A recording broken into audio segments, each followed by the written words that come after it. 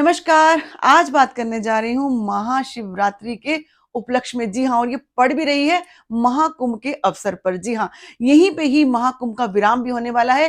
क्यों ये शिवरात्रि इतनी खास है, मूलांक 1 से लेकर 9 तक के लिए आज इसी के ऊपर चर्चा करेंगे। नमस्कार, मैं कनिका बंसल। इतना महापवित्र त्योहार यानी कि महाशिवरात्रि हमारे हिंदुओं के लिए क्यों जरूरी हो जाता है। इस दिन भगवान शंकर और मां पार्वती का विवाह हुआ था। उनकी वर्षगांठ बोलूं तो ये इस उपलक्ष्य में हम लोग इसे मनाते हैं। क्या क्या हमें करना चाहिए ताकि इनकी कृपा, इनका आशीर्वाद पूरे साल हम पर बरसता रहे। अच्छा, एक बात बताना चाहूंगी कि ये क्यों इतनी विशेष है। ये महाकुंभ के अवसर पर पड़ी है। जी हाँ, अगली शिवरात्रि 12 सालों के बाद विशेष पड़ने वाली है, लेकिन ये इस साल इतनी विशेष क्यों है और क्या उपाय करने चाहिए, ये सारा मैं आपको जानकारी दूंगी इस वीडियो में। अगर आपने अभी तक मेरे चैनल को लाइक सब्सक्राइब नहीं किया है तो प्लीज बेल आइकन भी हिट कर दीजिए ताकि मेरी वीडियो टाइम टू टाइम आप तक पहुंच जाए।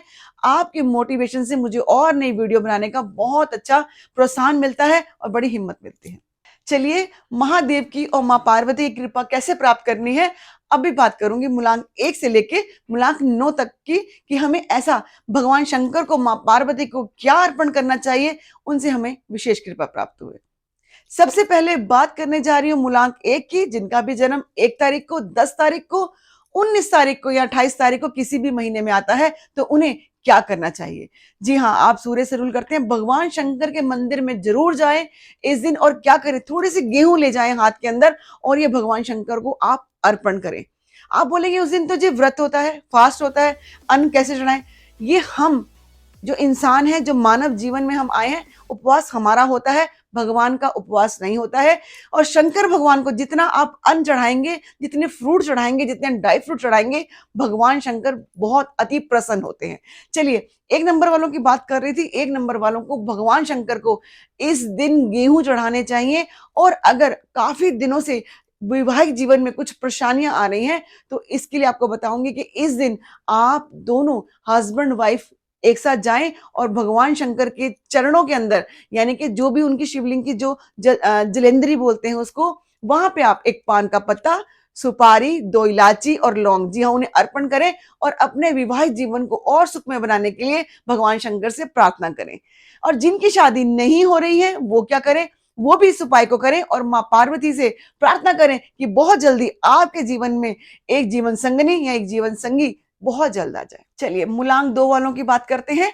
आप लोगों को कैसे विशेष कृपा प्राप्त होगी भगवान भोलेनाथ और पार्वती जी की।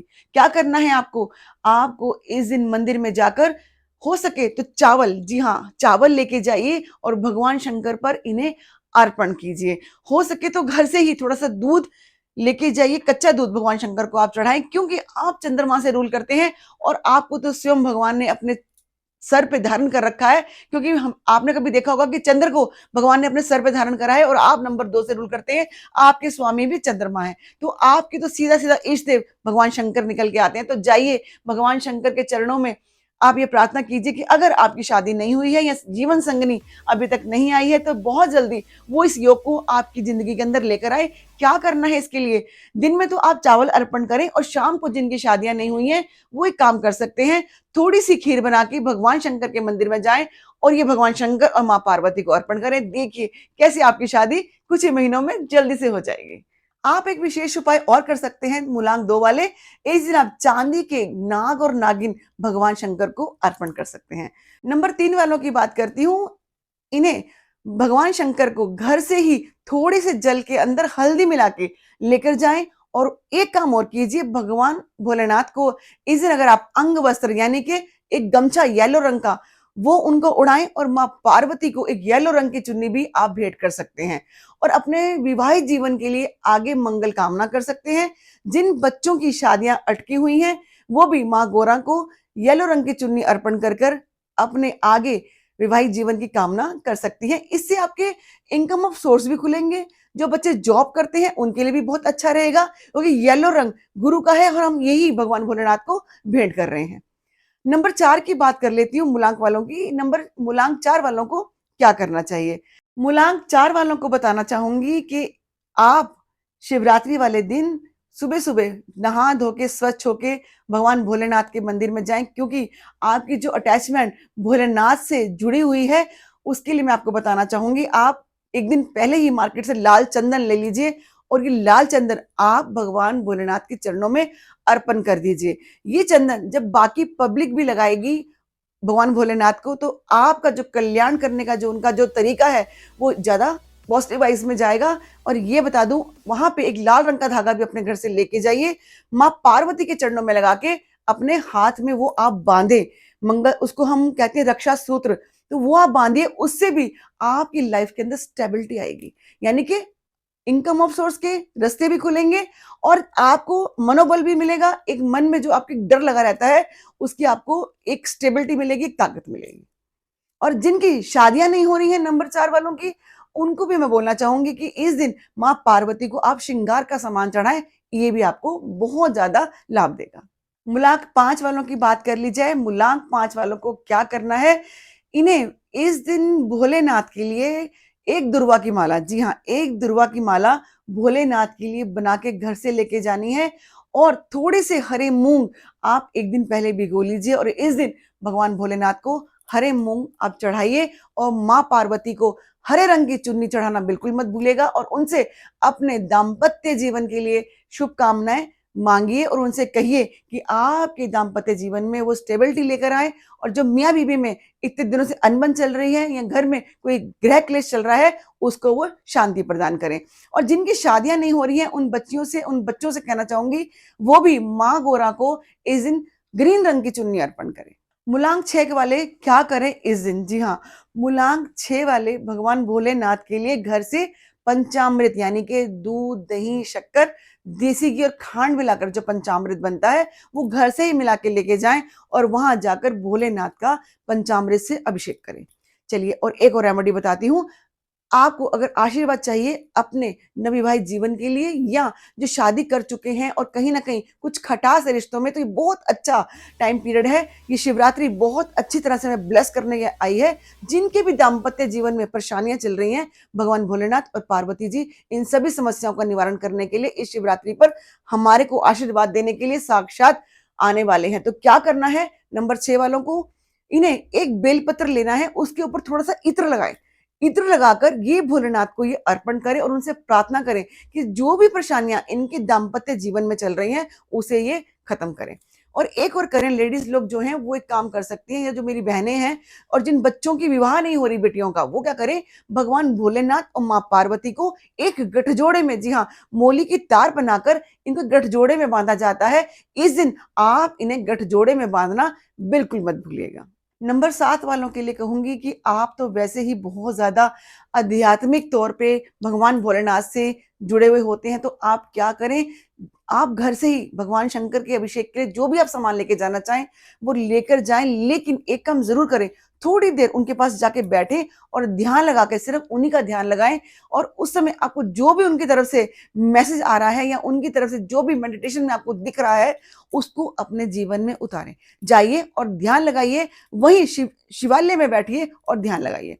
क्या करना है आपको इस दिन, आप इस दिन माँ पार्वती के लिए या भगवान शंकर के लिए कोई भी भेंट घर से बनाकर लेकर जाइए। और एक काम कीजिएगा, इस दिन शाम को आप क्या करना है, सूरज ढलने के बाद आपको वहां पे 11 दिए, भगवान शंकर भगवान के जो शिवालय होता है वहां पे 11 दिए आप वहां पे दीप दान कीजिए। ये आपकी लाइफ को बहुत अच्छा बनाने के लिए और आपकी लाइफ को जगमग और रोशन बनाने के लिए बहुत अच्छे लाभकारी रहेंगे। मूलांक 8 वालों की बात कर लेते हैं। जी हाँ, मूलांक 8 वालों की लाइफ के अंदर बड़े ही स्ट्रगल्स रहते हैं। इनकी मैरिज लाइफ भी बड़ी ही हिचकोले खा रही होती है। इनके लाइफ में इनके जो गोल अचीव करने होते हैं उसमें बड़े स्ट्रगल होते हैं। चलिए, तो स्ट्रगल कम करते हैं, माँ पार्वती भोलेनाथ की कृपा लेते हैं शिवरात्रि पे और अपनी लाइफ को स्मूथ बनाते हैं। सबसे पहले काम काज के लिए बनाते हैं और जो अज्ञात शत्रु होते हैं हमारे 8 नंबर वालों के लिए, उन्हें शांत करने के लिए, कोर्ट कचहरियों के लिए या लोन्स बहुत हो गया है उसके लिए क्या करें भोलेनाथ पे, जी हाँ, घर से ही साबुत उड़द लेके जाइए। मैंने कहा था भगवान शंकर को अन्न बहुत प्रिय है, दालें बहुत प्रिय हैं, फल फ्रूट बहुत प्रिय हैं। तो आपको क्या करना है, साबुत उड़द घर से लेके जाना है, थोड़ा-सा उसको तेल के अंदर मिला के लेके जाएँ और भगवान भोलेनाथ पे इसको अर्पण करें। उनसे प्रार्थना करें कि जो भी आपके अज्ञात शत्रु हैं या कोर्ट की जो प्रॉब्लम्स आ रही हैं या लोन की बहुत ज़्यादा लोन हो गया है, उसको उतारने में भी आपकी वो सहायता करें। और शादीशुदा ज़िंदगी में अगर प्रॉब्लम आ रही है, तो भगवान भोलेनाथ, माँ पार्वती जी का गठजोड़ा करना ना भूलें। हो सके तो भगवान भोलेनाथ को आप सफ़ेद रंग का गमछा अर्पण करें और माँ पार्वती को श्रृंगार का सामान भी देना बिल्कुल मत भूलिए। इससे आपका दाम्पत्य जीवन बहुत अच्छा और मधुर हो जाएगा। नंबर 9 वालों की बात करूँगी। नंबर 9 वालों को क्या करना है, इनको मसूर की दाल, जी हाँ, घर से ही लेके जाएँ और भगवान भोलेनाथ पे अर्पण करें। और क्या करना है, माँ पार्वती को इस दिन आप श्रृंगार का सामान देना बिल्कुल मत भूलिएगा। और बॉयज़ की बात करती हूँ, लड़कों की, उन्हें सफ़ेद चंदन अर्पण करना है भगवान भोलेनाथ के चरणों में और उनसे प्रार्थना करनी है कि आपकी लाइफ़ में आ रही प्रॉब्लम्स या आपके लाइफ़ में या शादीशुदा ज़िंदगी में आ रही प्रॉब्लम्स को भोलेनाथ इसे ठीक करें और आपको जितना अपना आशीर्वाद है पूरे साल वो देते रहें। देखिए, मैंने आपको 1 से लेके नंबर 9 तक वालों को बताया है, किस तरह से हम भगवान भोलेनाथ की विशेष कृपा इस शिवरात्रि पे प्राप्त कर सकते हैं। हो सके तो जागरण करें, नहीं कर सकते हैं तो आप भगवान भोलेनाथ का किसी भी फॉर्म में अभिषेक कीजिए। जिस तरह आप अभिषेक करेंगे इस दिन, उतना ही आपके लिए बहुत अच्छा रहता है। अच्छा, एक बात मैं और बोलना चाहूँगी कि मैं ये रेमेडी सभी के लिए है, 1 से लेके नंबर 9 वालों के लिए। एक ऐसी टिप्स आपको बताने वाली हूँ नंबर 1 से लेके नंबर 9 तक वालों के लिए, इन्हें क्या करना है, बहुत ही स्पेशल रेमेडी है। आपके घर में आपके पेरेंट्स हैं, सभी के घर में उनके पेरेंट्स हैं, तो क्या कीजिएगा, देखिए, माँ पार्वती शंकर आराध्य देव हैं हम लोगों के, हमें आशीर्वाद देने के लिए बैठे हैं। लेकिन अगर हमारे घर में हमारे पेरेंट्स बैठे हैं, तो मैं नहीं समझती कि उनसे ऊपर कोई देवी-देवता बैठे हैं। भगवान भोलेनाथ की कृपा हमें तभी मिलेगी जब हम अपने माता-पिता को सबसे पहले पूजेंगे। तो क्या करेंगे इस दिन? इस दिन अपनी मम्मी को कोई भी कॉस्मेटिक का बढ़िया से बढ़िया सामान जो उनको पसंद हो, चाहे लिपस्टिक पसंद है, चाहे परफ्यूम पसंद है, वो अपनी मम्मी को 1 से लेके नंबर 9 वाले मूलांक वाले अपनी मम्मी को लाकर दें। और क्या करें, पापा के लिए भी कोई शर्ट या पापा को कुछ भी टी-शर्ट जो उन्हें पसंद है, वो उन्हें भेंट करें और उनका आशीर्वाद लिए। तो ये गिफ्ट आप अपने पापा-मम्मी को दीजिए और उनके पाँव छूइए और उनसे आशीर्वाद लीजिए, ताकि आपका आने वाला जो टाइम है पूरा साल बहुत अच्छा बीते और माँ पार्वती की कृपा, माँ भोलेनाथ की कृपा आपके ऊपर ऐसी बरसेगी कि आप देखते रह जाएँगे। एक स्लोगन मैंने कहीं पढ़ा था कि भगवान हर जगह नहीं आ सकते, इसलिए उन्होंने माँ को बनाया। जी हाँ, माँ से ऊपर स्थान किसी का भी नहीं है। अपने माँ-बाप को जितना आप पूछेंगे, उनकी इज़्ज़त करेंगे, आप कैसे बुलंदियाँ छू जाएँगे, ये कमेंट बॉक्स में आप मुझे लिख के बताइएगा किस तरह से कुछ महीनों में आपकी तरक्की हुई है, जो ब्लॉकेजेज़ हो गई थी, वो ब्लॉकेजेज़ भी कैसे खुल गई हैं। चलिए, मैं चलती हूँ, कनिका बंसल। ओम नमः शिवाय।